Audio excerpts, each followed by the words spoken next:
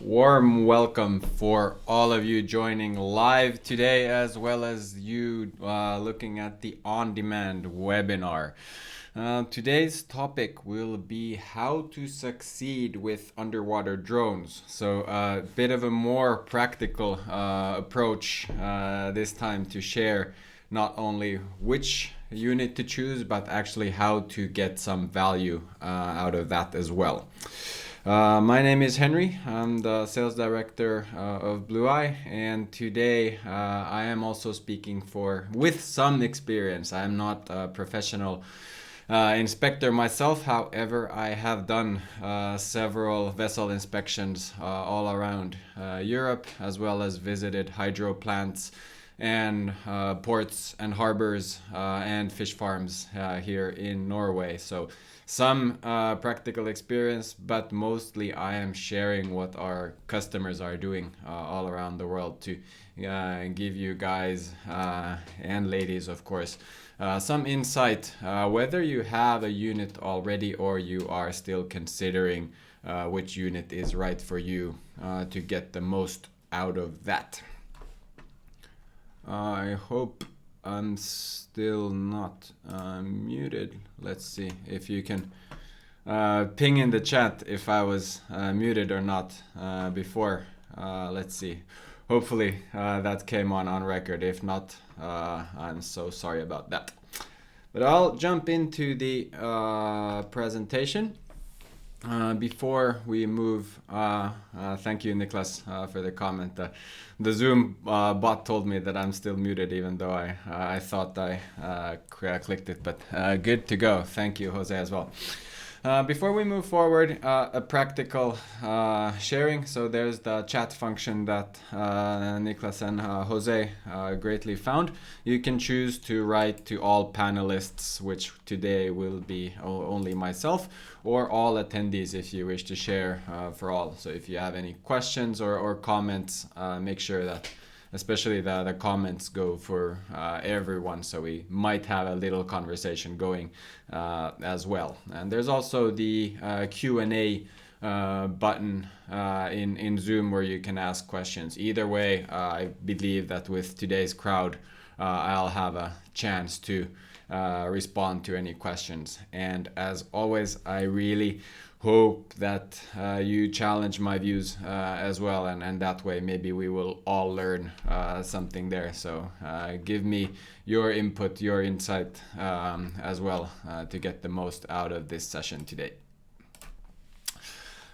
Brief agenda, so you know if you should watch till the end or not, but I'll go through a quick intro to the product itself. There may be some new customers who haven't heard too much about Blueye before, but from the list there's also some of you who are very familiar with the unit as well. But a quick intro before I go to the main topic, and there I will be covering proper onboarding, proper dive planning, and an example workflow for an inspection. It of course depends a bit, are you at a fish farm or a port and a marina, but to get an overview of what kind of aspects should one consider and how to be successful in deploying the unit.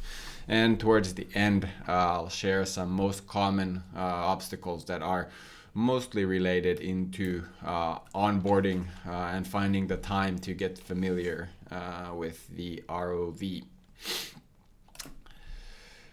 So, Blueye is a company located in Trondheim, 5 years ago founded. We've been commercially out for 2.5-3 years already. We've sold around 800 units to 40 countries or so. Today we also have 25 partners supporting our growth all around the world, and our company main headquarters are here in Trondheim. In the picture you'll see our second unit, the Blueye Pro, which is designed to be the most user-friendly professional inspection tool in the market.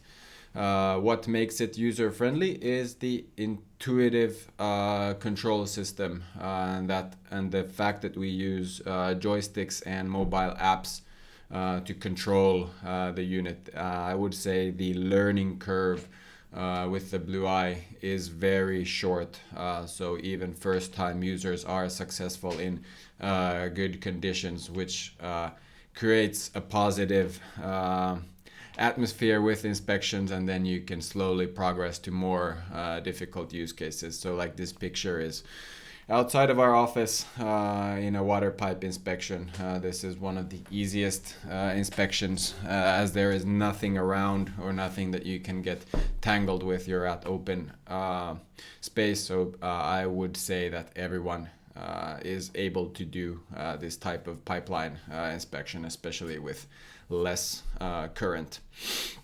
What is different about our unit? We could go into very detail on that, but I would say that the fact that we can have in-app reporting, so one can create reports very easily with our ROV, as well as live stream, for example, through 4G and Microsoft Teams to get the underwater inspections more connected than ever before. Our customers range from fish farmers, marine service providers, shipping customers, scientists, all around the world. If you want to hear more about the buyer's guide type activity or why you should choose Blueye, I'll share a link in the chat for my previous webinar a few weeks back, where I went more into depth on how Blueye is different in the market. But today I'll jump into more practical cases. And before that, it's always good to get a word from the customers here. Nordlaks is one of the largest fish farming companies here in Norway, and they feel that our unit is one of the most stable products in the market. And that has made them come back to us time after time for more units. But more of those cases can be found from our website, of course. The main topic of today: how to succeed with underwater drones. The reason I want to discuss this is that the time where underwater drones or ROVs were new for all customers is way behind. These products have been in the market for 15-20 years or so. I would say the next revolution of underwater drones, user-friendly tools, have come to the market some years ago, where one man, one operator tools started to come to the market, and they were so easy to use that even these subject matter experts without ROV pilot licenses or without being a commercial diver.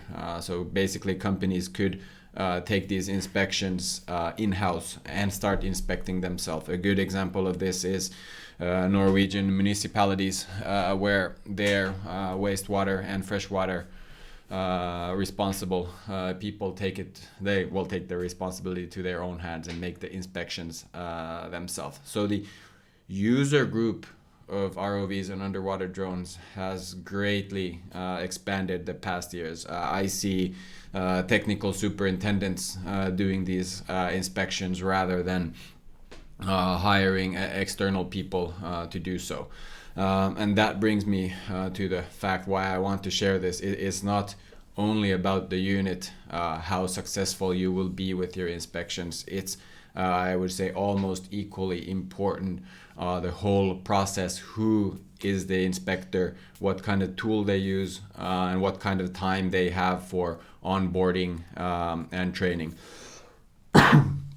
Sorry. So for the right tool, I do recommend doing a good search, understanding your needs, and discussing that with the manufacturer who may have experience from different areas, and to get the good recommendations. So there are various needs out there, but everything starts with having the tool. It's hard to succeed with ROVs unless you have one, but that would be my recommended first step to cover those needs, and then start planning for the onboarding and planning the deliverables. So the onboarding wouldn't be just fluff. Giving few examples of what I mean by proper onboarding. I feel it is extremely important to have time to prepare and familiarize yourself with the product. And by time, I don't mean a 6-month course where every day you go out to dive. I mean 1 or 2 times that you schedule time for yourself to open the box, install the app, go through the controllers, make sure that you know how to turn it on, how to turn it off, watching the tutorial from our websites, for example. Do that before you go outside into bad weather, into bad current, and so on, so on. Proper onboarding means that you respect the conditions that you are going to. So the Blueye ROV will be operational up to 1.5 to 2 knots, and that's still a lot of current to be in. I wouldn't want to have my first dive in those conditions. So where I see unsuccessful onboarding is the fact that one takes the unit or any unit out in the market and goes directly out at sea and does a very challenging inspection because there is not enough understanding or respect for the conditions or familiarizing with the unit. I would recommend always starting in the office and going through the tutorials. For example, I'll share the screen from YouTube, just searching Blueye robotics and tutorials. It's a bit small over here, but there's a bunch of videos how to set it up to plan properly your actions. It's not rocket science, but I do recommend taking time on that. The next point on the slide is progressive learning and dive skills. And with progressive, I mean that always recommend if there's a swimming pool or an open area, like on my previous slide, there was this pipeline inspection where there's nothing that you can get tangled with. That is an extremely good place to start learning, get familiar with the controllers. How long does it take? Really depends on the person, how well they know what they are inspecting and what kind of spatial awareness one has. How does the hand-eye coordination work? As examples, we have seen first-time chief engineers perform very successful vessel inspections, but also I always use the example of my own mother, 70 years old, doing a sailboat inspection on the first time she's going. But this is like good conditions. And by progressive learning, I mean to avoid unnecessary risks. Go open space, swimming pool, open area, and then go to current, then go to bad visibility. Feel comfortable, evaluate who's in control. Are the conditions that are in control, or are you controlling the ROV in those scenarios? It is very much common sense that when difficulties arrive, you have wanted to prepare for those. So I always recommend first getting familiar with the tool, then diving easy situations, and then moving towards advanced skills. And what are advanced skills? I'd say getting tangled, for example. That will happen with a vessel inspection. You will get tangled in an anode.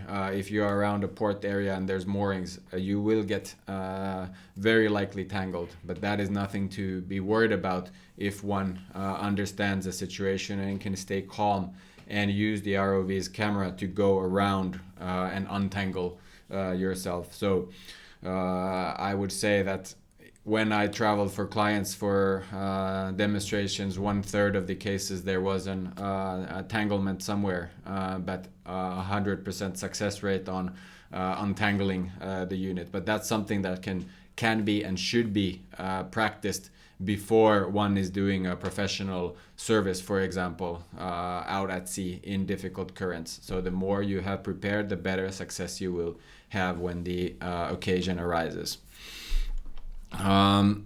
But that's pretty much what advanced diving is. One progresses all the time. I think the biggest success factor in onboarding is to have the ROV in the hands of someone who is enthusiastic, who wants to use the product. So for small companies, it's clear it's usually the owner and the user is the same person who has the drive to do so. But in larger organizations, if the product or the plan of inspecting more comes from above, and the person who gets the ROV and the task is super busy and doesn't have time to familiarize, doesn't have the motivation to explore and use some time to get familiar with it, that's a bad route, and that's a route of a non-successful deployment. And that's how I believe ROVs and underwater drones end up on the shelf if the first experience is very challenging or unsuccessful. So going step by step, I would say by the third or fourth dive, one will be very familiar with the controls, and then it's a matter of your expertise as a user to know what you are inspecting. So in the world of shipping, that's why the crew members or the people at shore are very capable inspectors, because they understand what they are looking for, and they have ship drawings and so on and so on. So when an external person comes, it may not be that clear what you are inspecting. So that's a benefit of a user-friendly tool to get the expert the opportunity to inspect themselves. The last part is develop post-processing by proper planning before inspection. This I mean, and it may not be that obvious if you don't have a unit or you haven't done these type of inspections before, is that it also makes sense that either you're making decisions based on the real-time footage that you get while you're inspecting, or you may be recording it for further post-processing or further decision-making, or maybe someone else is doing the inspection, or you need to document the inspection. I mean the decision. You need to document the inspection for someone else to make the decision. In that case, it is really important to know what you are looking for and make a dive plan. And I'll talk about that in the next slide. But post-processing is equally important to get good footage. So a first-timer could go out and dive and record for 2 hours of video, but who will look at 2 hours of footage later on? So therefore, it's really important that while you are diving, you are taking small clips so that it is also user-friendly for the one who is watching the inspection. And that's an area where Blueye's reporting function is really good and smart. It increases proper decision making. But to have that in your mind, that I'm doing this for a reason, and preparing for the moments after the dive as well, is really important to get success, especially in the scenarios where you're sharing information. And again, I'd like to encourage, I know there are some users and customers here in the webinar with me to share your input, or if you strongly disagree with my views, I'd like to address those at points. So please put out questions or comments in the chat or the Q&A.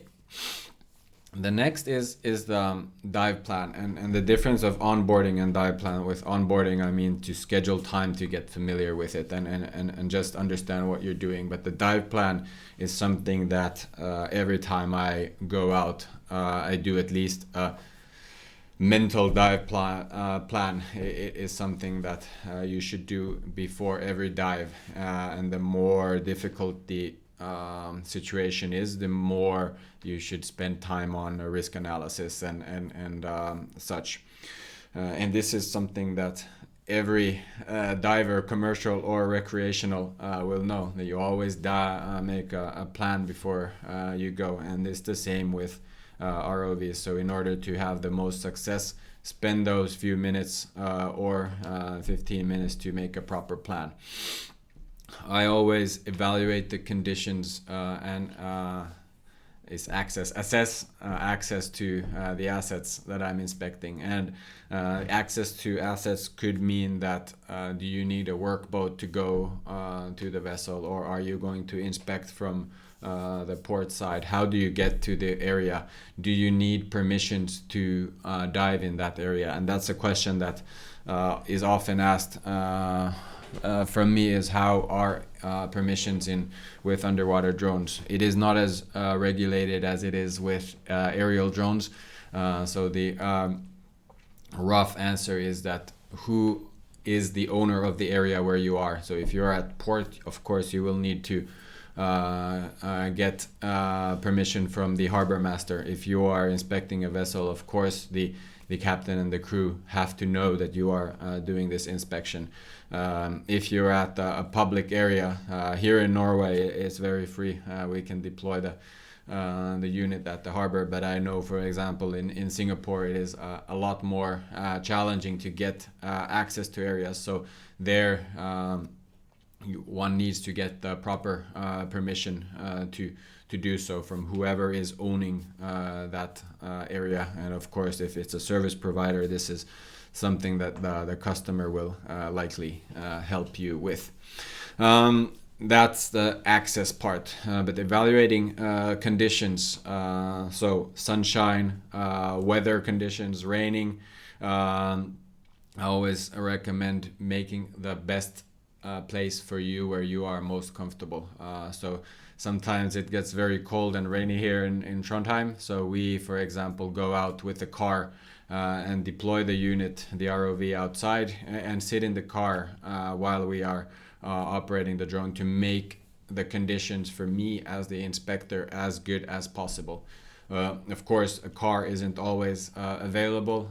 They're looking for shelter coverage so that your hands don't get cold or you don't get uncomfortable with rain or whatever situation. So adjusting as much as possible, but trying to make it as comfortable for you as you can. Then it's the conditions below the surface. So evaluating current, looking at tide tables before you go out, and giving the drone as good as a chance as possible to do a good inspection. So if you can choose to go out in heavy current or light current, very much recommended to go with light current. So that is evaluating conditions. Also, every time I deploy the unit, I take a moment to go through controls, and with experience I'll very quickly know who is in control. Is the current strong for me? Can I control the unit? Can I do what I want with the unit? And if the conditions are really hard, that will give me instructions not to push for unnecessary risks. That means that I will dive a short period of time and always bring the unit to the surface when I'm unsure. That means difficult conditions, that I'll be taking care of tether management. So I won't have 200 meters of tether out in an area where there's hard current and high likelihood of getting tangled. That means that I, as an inspector, will try to move physically with the unit and then go up and down rather than stay at one place and dive hundreds of meters away. But going back to the easy condition, like in the first slide, there was the pipeline inspection at open sea. I'll be very comfortable having 250 or 300 meters of tether out at sea, because I know the likelihood of getting tangled is very low, and I will have control. I will have something to follow all the time, and that will give me, as a surveyor or an inspector, a lot more confidence into taking risks while I'm diving. And what the risk is, and this is a good thing compared to divers, that the risk is only to lose the unit. That luckily hasn't happened many times. So it's gets tangled, but equally often it gets untangled as well. Large fin Lars Arnfinn, sorry for my mumbling voice today. Has Blueye made video demonstrations of how to get out of tangles? That is an excellent feedback. I know that we have a lot of footage of getting untangled. At least I have done so several times, but we could make a proper video of that and add that in the tutorials, and we will do that. This is good comment for yourself.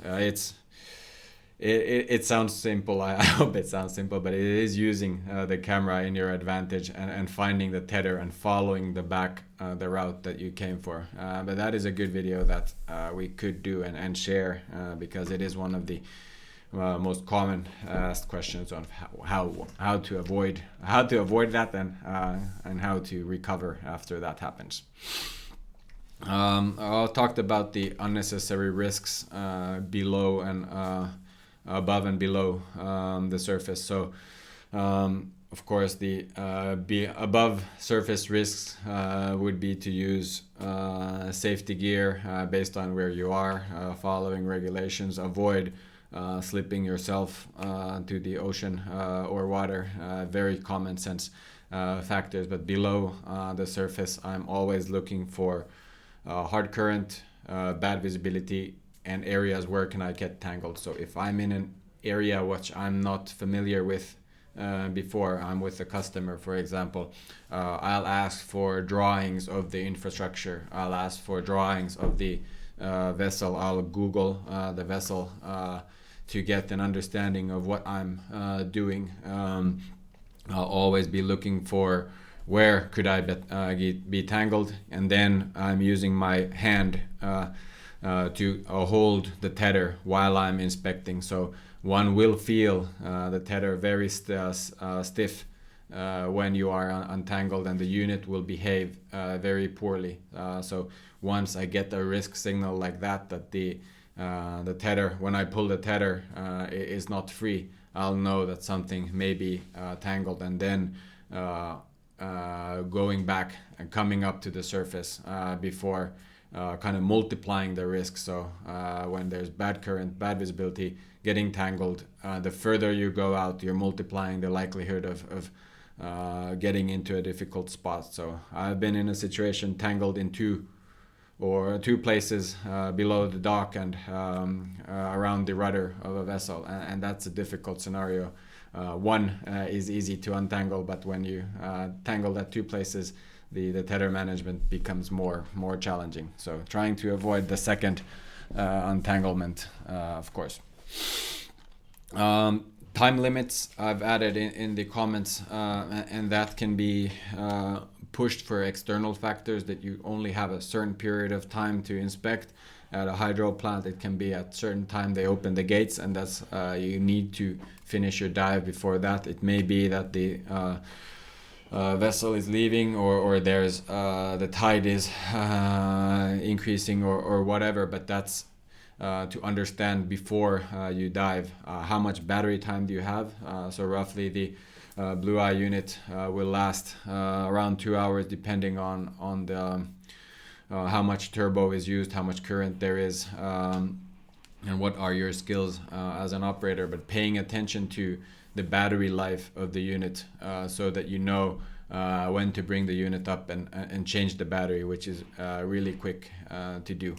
And therefore the dive plan should always be to start with the most difficult area and then move forward towards easier places. So if something were to happen, you would have maximum battery, and you would have maximum opportunity to recover.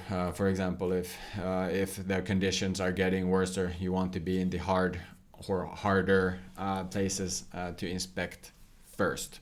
And of course, it's good to prioritize. So there may be some areas that you need to inspect first, and that are high priority in terms of inspection, compared to nice to know or nice to see areas. So always starting from the more difficult areas.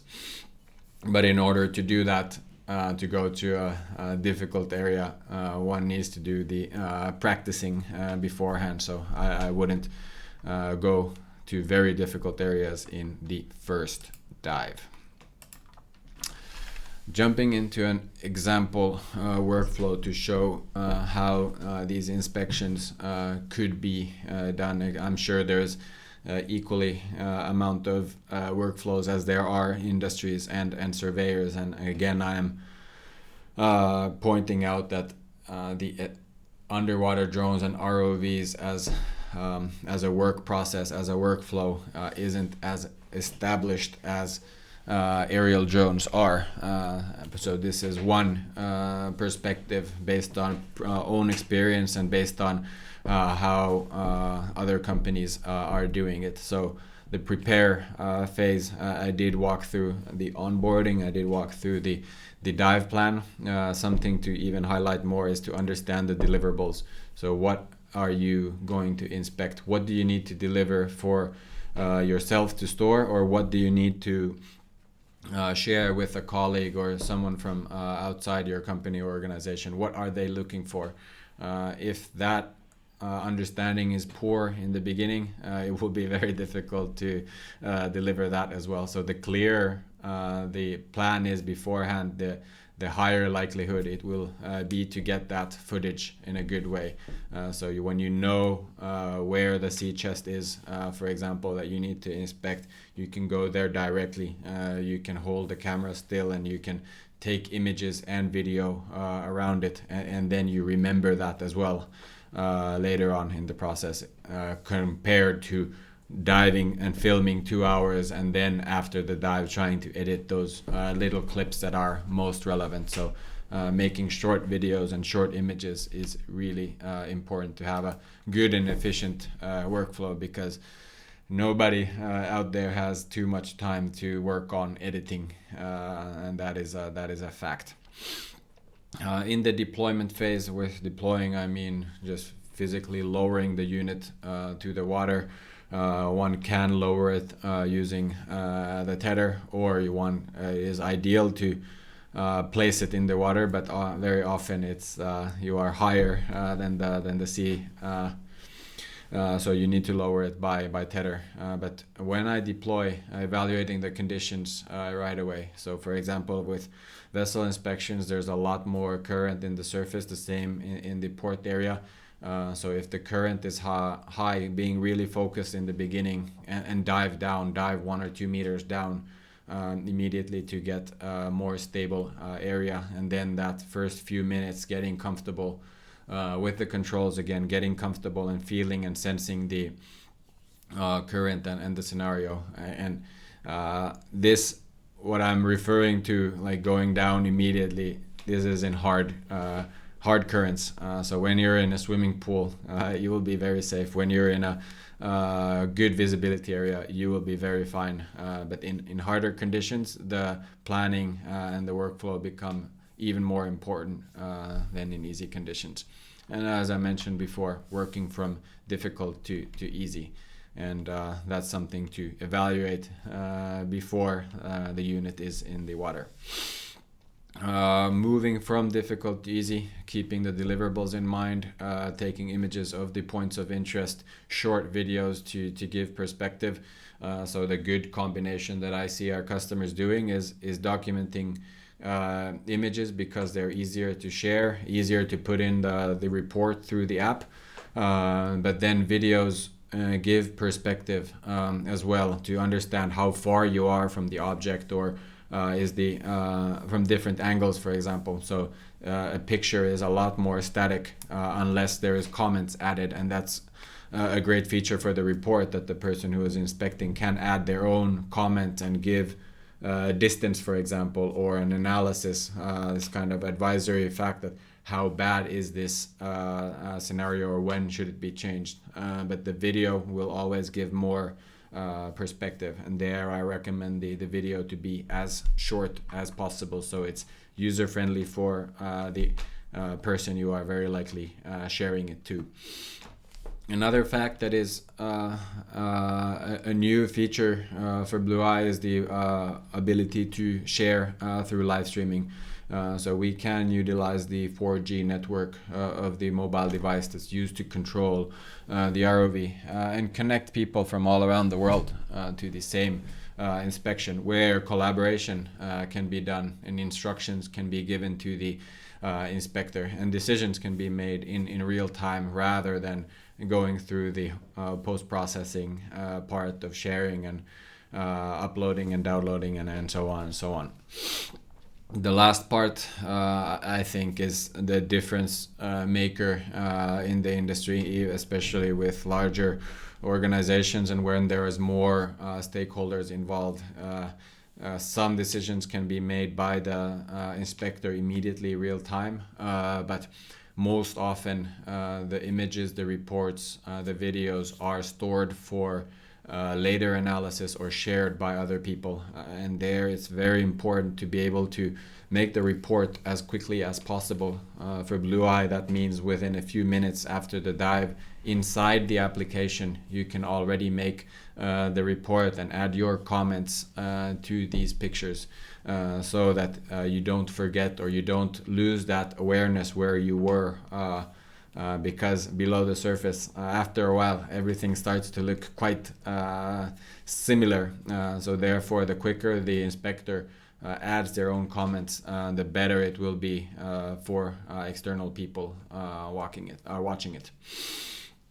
Editing videos, and like you don't need the latest video software to film and edit videos, but I mean like clipping them to shorter videos that can be easily shared, so that can be done with the mobile device. It's fairly simple, but again, encouraging to share short videos and only store what's relevant, because a 2-hour inspection footage will be very challenging for everyone to watch afterwards. My last point for today is going through the most common obstacles. But before that, Jose is asking, what video editor would you recommend?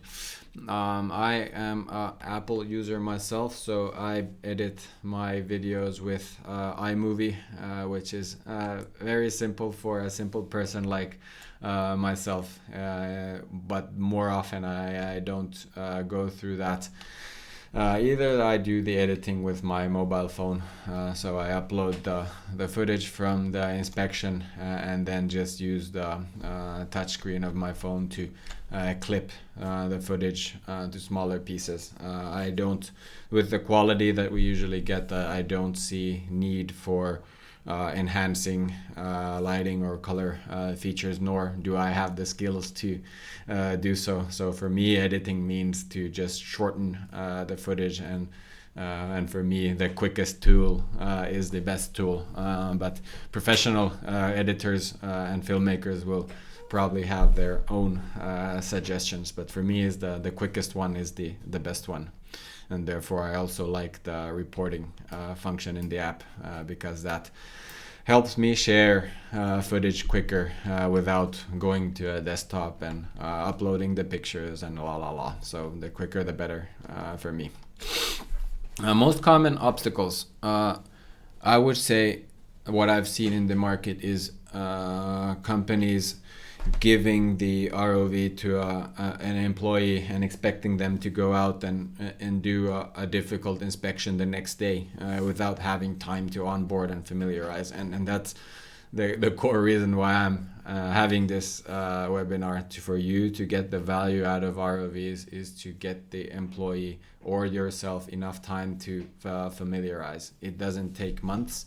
It takes a few times depending on who you are. Some are successful the first time, but not everyone. So avoiding the dive right in, or if you dive right in, make sure that it's an open space. It's a swimming pool or a port area where there's very minimal risks. And again, with risks, I mean a risk of losing the unit itself. Getting familiar with the controls.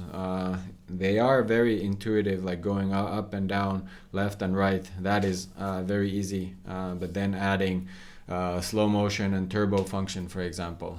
Turbo function in the Blueye ROV is used for fighting current or going really quickly from place A to B. Slow motion is extremely important when you're filming that point of interest, that deliverable that you are doing the inspection for. So when you're doing it really slowly, the video and the images will be more stable. So being familiar with those are important as well. Using the assisted dive operation tools like auto depth and auto heading feature is really important to get familiar with those, and getting familiar why are you doing, what are the deliverables, so that you can report it better. I did talk about the conditions quite a lot today. I would see the most, it's surprising that sun out of the weather conditions is something to be aware of. Like, we don't get too much of that here in Trondheim, but the glare is something to be familiar, like something to take care of. So the new mobile phones, for example, have a screen that glares very easily in sunlight, and that will make it difficult for you as an inspector to see the real-time footage. So what my team and myself have, we have anti-glare screen shades on the phone. So either a sunshade around the mobile device or the screen protector. So there are different types, the ones that block viewers from left and right, and the ones that block the sun. So I highly recommend having those sunshades that, or the screen protector that avoids sun. Weather in general, like I said, if you can be in a car, good. If you can be in the shelter, good, because you want to be comfortable while you are inspecting.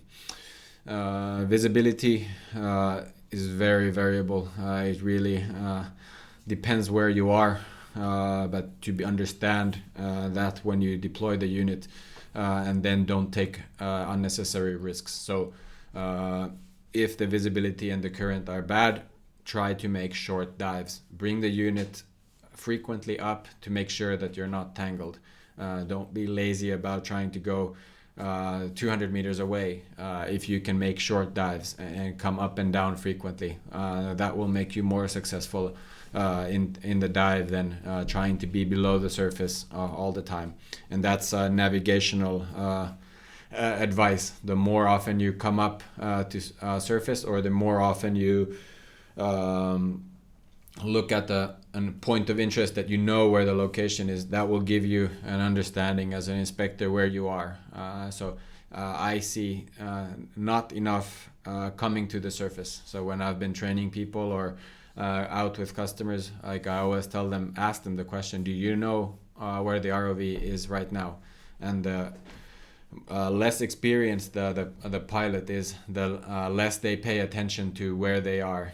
So unless you come to the surface or use underwater GPS positioning systems, you won't know where you are. And therefore, coming up to the surface more frequently will decrease the risk of getting lost or getting tangled somewhere. So that's something to consider all the time where you're diving. Do you know where you are? You don't need to know exactly, but to have a range. And while you're practicing, trying to think, like, when I'm diving, for example, in a port area, I'm trying to guess, like, if I come up now, where would I be? And then when I come up, I'll adjust. Okay, I was this and this much far away, and then constantly training that. Every time I bring the unit to the surface, I'll think, where do I think I am? And by time, the estimation has been getting better and better. But that's, again, practice makes perfect, and practice also gives you the feel, as do swimmers and divers in the sea. They rely on feel, and so it is with the unit itself. So the better feel you get with the controls, and the more stable the unit is that you are diving with, the shorter the learning curve will be for the unit. Very good. That is what I had today for how to succeed with underwater drones.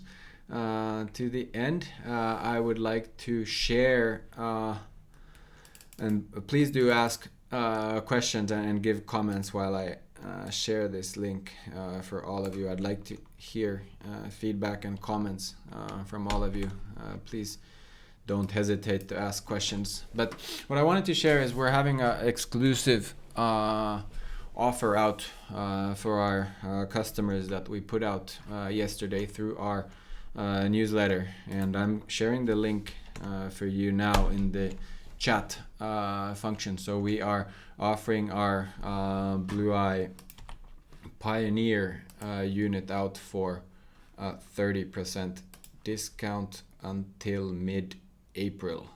So if you are still considering purchasing a unit, there's a really good offer out there, and you can follow the link that I shared on the chat.